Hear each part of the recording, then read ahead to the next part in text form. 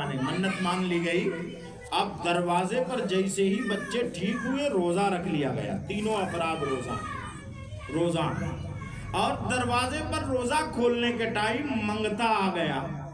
کون آیا؟ سائل. اور آ کے آواز دیتا ہے کوئی جو مجھ بھوکے کا پیٹ بھر دے گا. میں نے سنا ہے اس گلی سے کوئی خالی نہیں جاتا, کرم فرمائیں ہمیں کچھ عطا کر دیں. گھر میں کچھ تھا نہیں کہ افطاری کے لیے انتظام کیا جائے. حضرت فاطمہ نے حضرت علی سے کہا کہ کیا افطاری کا اہتمام ہوگا؟ تو وہ فرماتے فکر نہ کرو میں انتظام کرتا ہوں. مردوں کا کام گھر سے باہر کا ہے, میں انتظام کرتا ہوں. گئے تو یہودی پڑوسی تھا, اس کے گھر سے آپ ایک سیر جو لے کے آئے ہے نا, اور لے آئے تو اس کو 3 حصے میں بانٹا کہ ایک روٹی آج بنے گی, دوسری کل, تیسری پرسوں. تینوں دن کا افطاری والا کام چل جائے گا. روزہ ہم لوگ پانی وانی پی کے رکھ لیں گے. اب وہ ٹکری بنائی گئی, روٹی تیار کی گئی, افطاری کے لیے دسترخوان پہ رکھی گئی. لوگ بیٹھے, سائل دروازے پر آواز دینے لگے. تو خاتون جنت نے نگاہ اٹھائی, حضرت علی کی طرف دیکھا تو فرماتے ہیں دے آئیے. انہوں نے کہا ہاں. خادمہ نے کہا آپ تشریف رکھیں میں دے آتی ہوں. بس وہ کھڑی روٹی اٹھا کر منگتے کو دے دیا. منگتا کھایا, سیراب ہو کے چلا گیا. ان لوگوں نے پانی پی کے روزہ رکھا, روزہ کھول لیا. اب رات گزری, پھر پانی پی کے روزہ رکھا, پھر دن آیا, پھر ایک حصے والے آٹے کی روٹی تیار کیا گیا.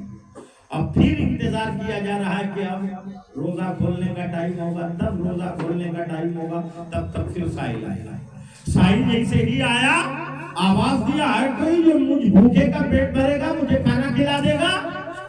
حضرت فاطمہ زہرا نے خادمہ کی طرف دیکھا اور کہا روٹی اٹھاؤ, دیا. روٹی پھر اٹھائی گئی اور دے دی گئی. پھر پانی پی کے روزہ کھول دیا گیا.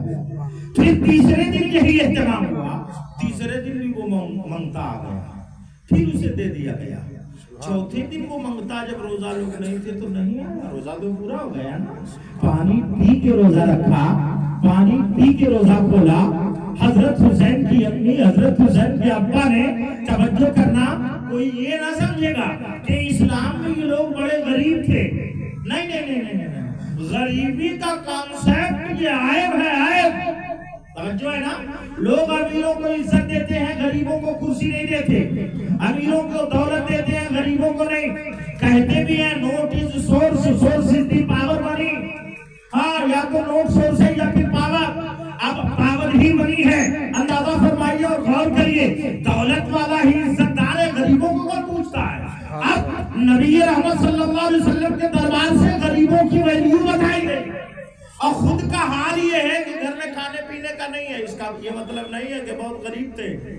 امیر تو اتنے تھے, امیر اتنے تھے, امیر اتنے تھے کہ اپنے گھر کا ایک ٹکڑا جسے دے دیتے تھے وہ ولی ہو جاتا تھا. ولی. سبحان اللہ, سبحان اللہ. یہ جو غوث اعظم ہیں, یہ جو غریب نواز ہیں, یہ جو خواجہ غریب نواز کی عطا کردہ نظام الدین دہلوی, قطب الدین بختیار کاکی ہے نا, یہ سب کے سب نبی رحمت صلی اللہ علیہ وسلم کے بیٹے حسین کے گھر کا صدقہ پائے ہیں. اور صدقہ ٹکڑا کا حال یہ ہے کہ ہندوستان کے شہنشاہ بنے بیٹھے ہیں. سبحان اللہ. توجہ ہے نا, زندہ شاہ مدار ملک یمن سے چل کر ایک قدم رکھا اور 40 دن بسیرا کیا نیپال کے پہاڑیوں پر, تو وہ زمین کو تبرک ہو گئی.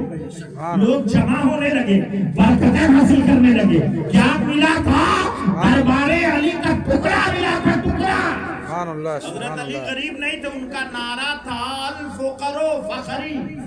اس کا معنی ہوتا ہے غریبی میں میں فخر محسوس کرتا ہوں. سبحان اللہ. یہ نعرہ تھا, یہ ان کا اپنا نعرہ تھا, وہ غریب نہیں تھے. غریب وہ بھلا کیا ہوگا جو ضرورت پر زمین میں گھوسا مار دے تو سونے ابل پڑ دے. سبحان اللہ. خیبر کی زمین پر حضرت علی نے جب اپنی تلوار ماری تھی, اس کے سر پر جس کو دنیا مرحب کہتی ہے تو 9 من وزنی ٹوپی تھی اس کی, اور لوہے کی تھی. اندازہ کریے گا, وہ بھی کٹ گئی, کھوپڑی بھی کٹ گئی. پہلوان ایسا عظیم سورما تھا کہ